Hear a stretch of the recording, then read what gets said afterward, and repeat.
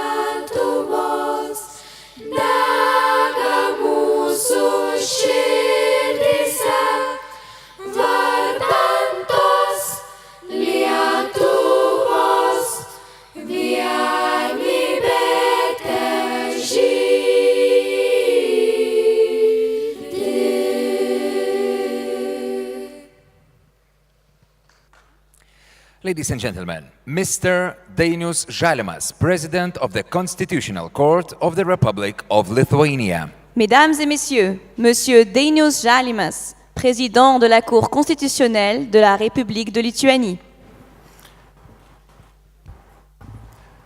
Your Excellency, President of the Republic of Lithuania, Mr. Speaker of the Seimas of the Republic of Lithuania, Honorable Vice President of the European Court of Human Rights, Honorable President of the Venice Commission, distinguished presidents and members of constitutional courts and equivalent bodies, distinguished guests, ladies and gentlemen. I am very pleased to be able to welcome you in Lithuania, here in Vilnius, the city that has this week become the capital of the World Conference on Constitutional Justice. I would like to greet and extend a sincere welcome to the assembled representatives of constitutional courts from around 90 countries, representatives of international courts, and members of the Lithuanian legal community. Ladies and gentlemen, indeed, the topic of the Congress, the rule of law and constitutional justice in the modern world, is a topic on which we all need to speak in common, mutually understood language. We have a unique chance not only to exchange our experience and deal with the past, present, or future challenges. We also have the opportunity to remind the societies of our countries that constitutional courts, while ensuring the rule of law, protect human dignity and guarantee inherent human rights. We also have a perfect ground for dialogue with the participating representatives of the European Court of Human Rights and the Court of Justice of the European Union, based on respect for international law, respect for decisions of these courts, and mutual understanding. It is especially gratifying that the Fourth Congress is taking place in Lithuania this year, when we celebrate the 25th anniversary of the Constitution of the Republic of Lithuania, which is the symbol here of our freedom, democracy, independence, human rights, and definitely the rule of law. The Constitution gives us the basis for opening Lithuania to the world and building a state that fosters its identity and is governed by the rule of law. Let me extend my gratitude to everyone who made it possible for this Congress to take place in Vilnius. It is obvious that this event would not have been achievable without the strong support of the Lithuanian state and the cooperation of all three branches of government: the legislative, executive, and judiciary. I wish to thank the Bureau of the World Conference on Constitutional Justice and the Venice Commission for the special honor and their assistance in organizing the Fourth Congress here in Lithuania. I express my separate respect and thanks to the Secretaries General of the Constitutional Court of Lithuania and the World Conference, Ms. Ingrida Danelienė and Mr. Šniucdur, and their professional teams who carried out the huge task and the excellent work in order for us to be able to meet here today. Once again, I thank you all of you and wish the participants of this Congress interesting discussions and productive work. Let us have the most exciting event. Thank you.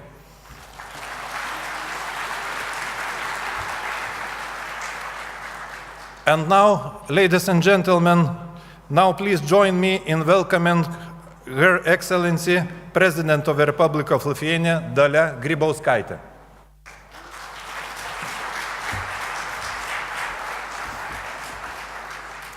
Good morning.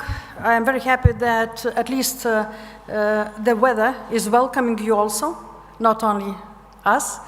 And behind the speech, I hope, will appear again the very beautiful architecture of Vilnius. And you will see here the centuries which are lying in our society's memories, which always have been our main ground for fight for freedom. And we are proud that our country, through history, was able to show that we are not accepting any aggression against our country. And for us, freedom and the law is the most important values. And today, this is especially important because we do face again the challenges of our history in our region.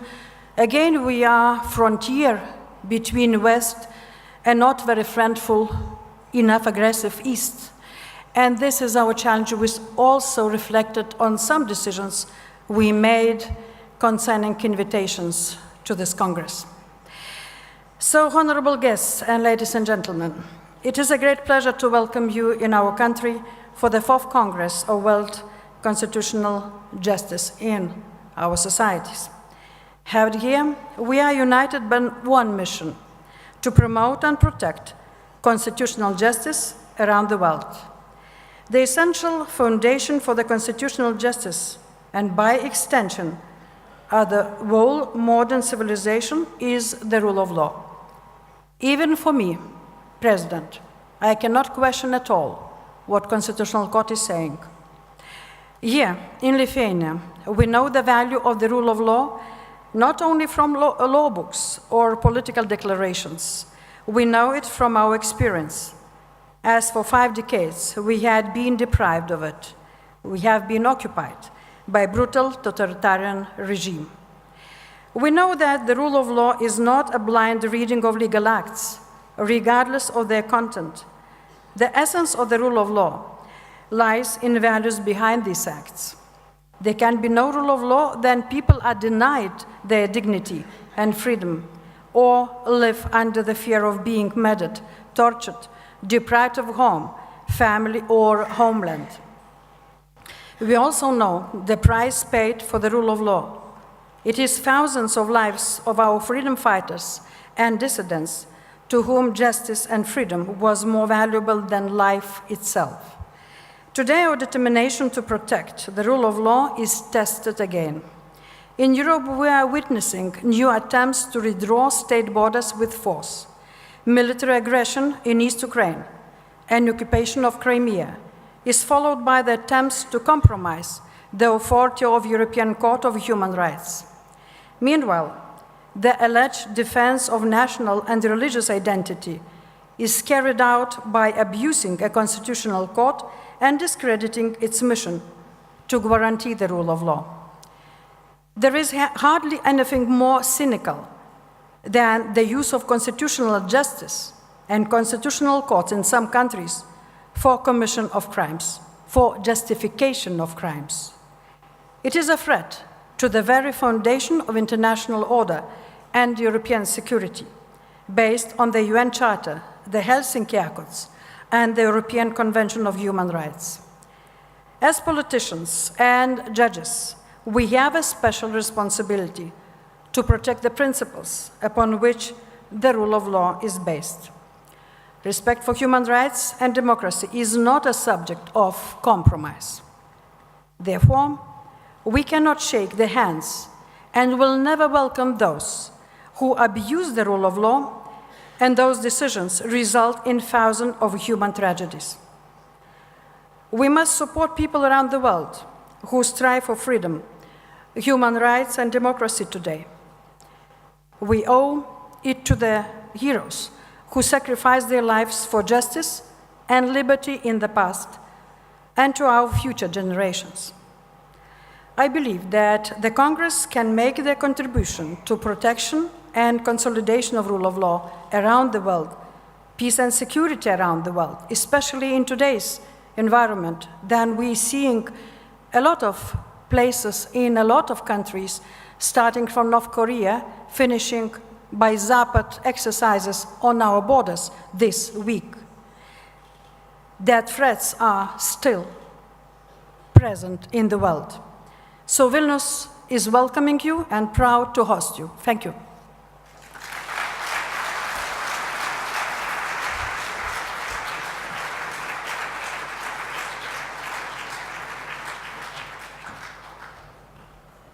On behalf of all of us, allow me to thank President Dalia Grybauskaitė for the wise and meaningful words.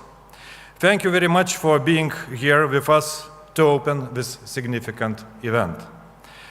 And now, distinguished guests, we are honored to have among us today the Vice President of the European Court of Human Rights, Mr. Linos Alexander Sicilianos, who will address our audience on behalf of the President of the European Court of Human Rights, Mr. Guido Raimondi. Mr. Sicilianos, the floor is yours, please.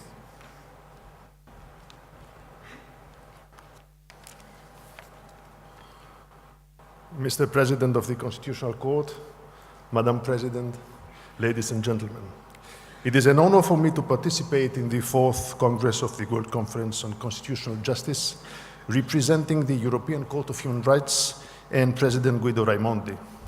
Our President was unable to travel these days due to an unfortunate event, but asked me to convey to you the importance he attaches to this Congress. My taking the floor this morning before an audience of such distinction and such diversity is a sign of special consideration for the European Court. For this honor, I am deeply grateful.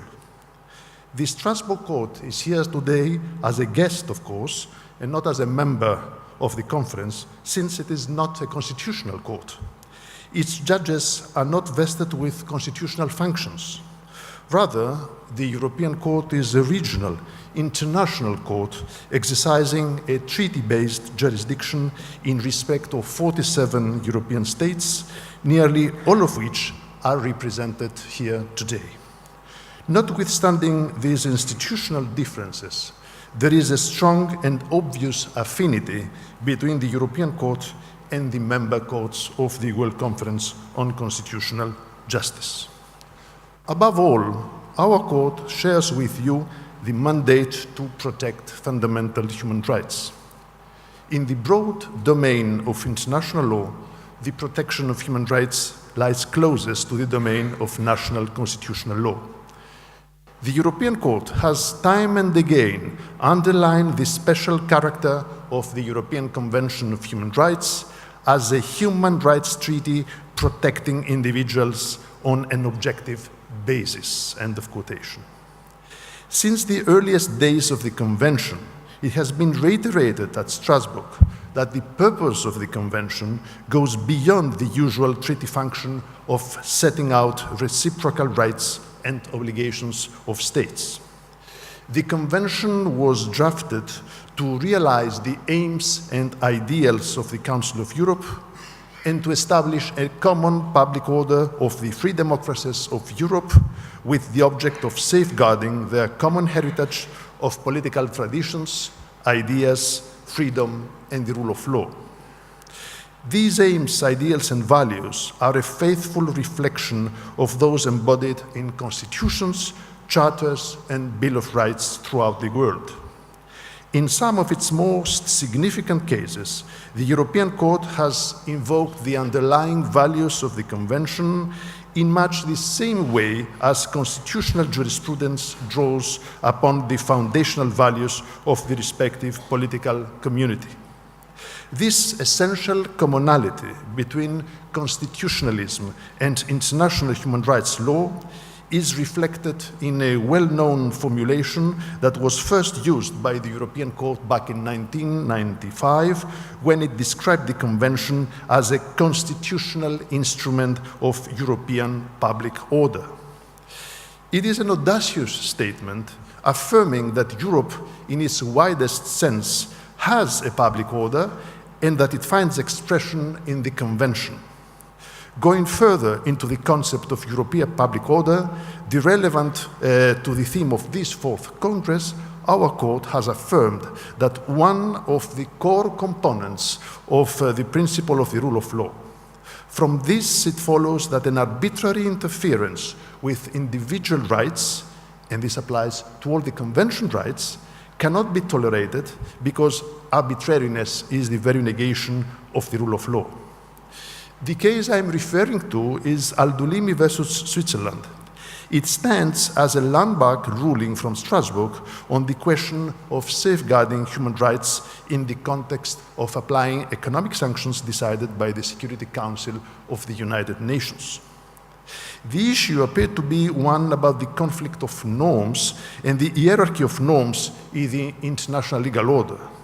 However, approaching the question from the standpoint of the rule of law and the imperative of guarding against arbitrariness provided the key to striking a fair balance between two objectives of the highest importance. On the one hand, ensuring respect for human rights, and on the other hand, the protection of international peace and security. Similar issues have come before the courts of a number of countries in Europe and beyond, and their rulings are very instructive. The European Court often uses a comparative methodology in its legal reasoning, drawing on the wisdom of constitutional courts and supreme courts. I know that in many of your courts, that courtesy is reciprocated and that you are attentive to the jurisprudence of Strasbourg. This is vital as far as the European states are concerned, as it is the essential meaning of subsidiarity of the Convention system. It is also the means by which judicial dialogue is conducted among national and international judges in Europe, which serves to deepen and strengthen the protection of human rights and respect for the rule of law. This great gathering in Vilnius will facilitate judicial dialogue on a global scale among the judges who bear the responsibility to uphold and to further the rule of law, a principle of fundamental, universal, and enduring importance. I am delighted to have had this opportunity to contribute to your proceedings, and I conclude here by thanking you for your attention. Thank you very much.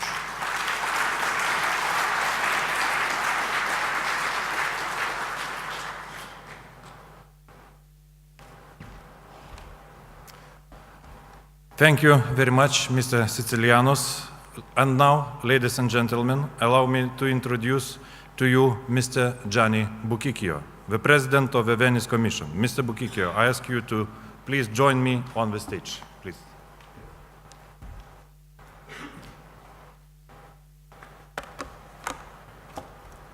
Madam President of the Republic of Lithuania, Mr. Speaker, Mr. Prime Minister, Mr. President of the Constitutional Court of Lithuania, honorable presidents, judges of constitutional courts, ladies and gentlemen, ambassadors, I'm sure that you will agree with me when I say that since the Third Congress held in Seoul in 2014, we have experienced 3 eventful and tumultuous years, not only from the perspective of natural events, global warming, and the dramatic calving this summer of a giant iceberg twice the size of Luxembourg off the Antarctic, not to mention the hurricanes and the earthquakes that have just occurred, but also the challenging political events sweeping across our continents, affecting our lives, especially from the perspective of the rule of law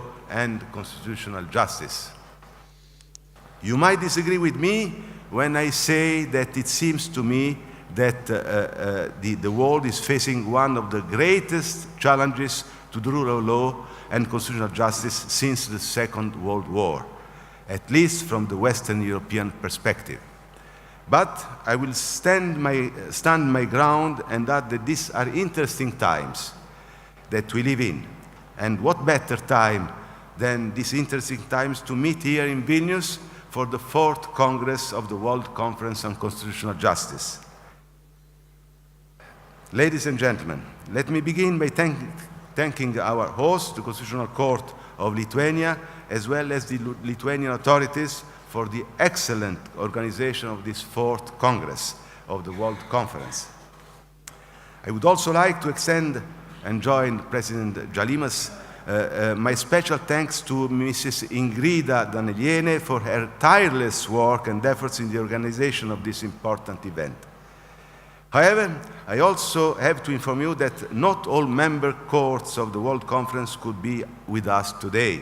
The judges of the Constitutional Court of the Russian Federation who wanted to participate in this Congress have not been allowed to enter the Lithuanian territory. We have strongly insisted on obtaining an exception from this travel ban for the 4th Congress, but to no avail. I must say that the Venice Commission also strongly criticized the annexation of Crimea by the Russian Federation. But in order to consolidate the rule of law, we need dialogue and not confrontation. President of the Constitutional Court of Lithuania, ladies and gentlemen, so far each Congress of the World Conference has met in a different continent. The first in Africa in 2009, the second in America in 2011, the third in Asia in 2014, and the 4th Congress today here in Europe, in Vilnius. As you well know, the Statute of the World Conference came into force in September 2011, and it gives me great pleasure to announce that we now have the honor and privilege of counting over 100 member courts of the World Conference. Indeed, it is with the recent accession of the Federal Court of Malaysia, the Constitutional Court of the Central African Republic, the Council of Constitutional Inquiry of Ethiopia, and the Supreme Court of Kenya, and since yesterday, the Supreme Court of Ireland, that the World Conference on Constitutional Justice now counts 111 members. The Venice Commission is the Secretariat of the World Conference and is the Council of Europe body on constitutional matters created in 1990. Most of you have appointed liaison officers with the Venice Commission who provide us with summaries of the most important case law of your courts. Case law which we include in our database codices. Codices which contains over 9,000 cases from nearly 100 courts from all around the world, is accessible on the internet free of charge. In between our congresses, codices and the online Venice Forum are the tools for a permanent exchange of information between our member courts. This exchange of information contributes to this dissemination and consolidation of a common constitutional heritage. However, it is important that codices existence be known within your courts and in your country in general, so that people can have access and use the information that it contains. Mr. President, ladies and gentlemen, it is through your Secretary General, Mr. Schnutz-Dürr, and his team's dedication, as well as to all of you present here, that the World Conference has met with the success it enjoys today, and that it keeps attracting courts intent to become its members. Organizing congresses every 3 years gives us the opportunity to meet face-to-face and discuss current events affecting constitutional justice in the world. This brings me back to the beginning of my presentation. I started by saying that we live in interesting times, and in this respect, the topic of the 4th Congress raises a very good question. What indeed is the rule of law and constitutional justice in the modern world? The Venice Commission has adopted a rule of law checklist in 2016, and we decided that rather than to try and find a theoretical definition, we would identify the core elements of the rule of law and create an operational tool, a checklist, to assess the level of compliance with the rule of law in any given country. This checklist gathers and codifies years of extensive work carried out by all the relevant Council of Europe bodies, and offers this work in a handy, user-friendly format. We therefore believe that the checklist represents a Council of Europe product, and I would like to invite all states to initiate an analysis of their level of compliance with the rule of law by launching a self-assessment exercise based on this checklist. As for constitutional justice, the barometer on whether or not it is functioning in any given country will often be the respect the country's constitutional courts and courts with equivalent jurisdiction enjoy. When their work is questioned, their judges pressurized or threatened, and their judgments not implemented, these are clear signs that constitutional justice is in danger. Ladies and gentlemen, as is our usual practice for the congresses of the World Conference, we will have a stock-taking exercise on the independence of constitutional courts and courts with equivalent jurisdiction, which was the theme of the 2nd Congress in Rio de Janeiro in 2011. This stock-taking exercise is the result of the wise decision made by the Bureau of the World Conference to include this as a permanent topic in future congresses of the World Conference. Therefore, in session 5, we will turn to that topic and discuss the threats made to the independence of the court members of the World Conference. Let me remind that Article 4 of the statute empowers the Bureau of the World Conference to offer its good services when a court member calls upon it for help. And it is important to remember that sometimes moral encouragement and support from other courts can provide help to a court that has come under pressure and enable it to stand up against this pressure. In this respect, I would like to personally support, the courageous statement made by the Conference of African Constitutional Jurisdiction in favor of the Kenyan Supreme Court, which has recently come under severe pressure from the president of that country. This is a role that Venice Commission also knows well, and which is sadly becoming too familiar with. Mr. President, these are indeed interesting times that we are living in, and we might indeed be facing one of the greatest challenges to the rule of law and constitutional justice.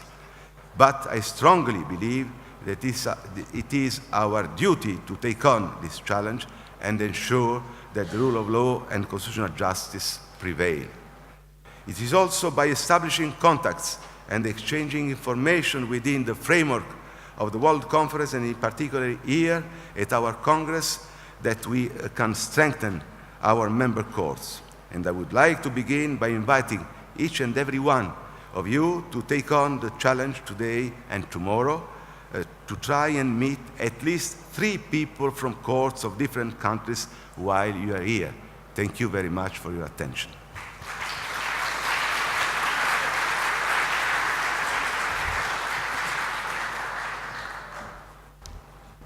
Mr. Bukike, thank you.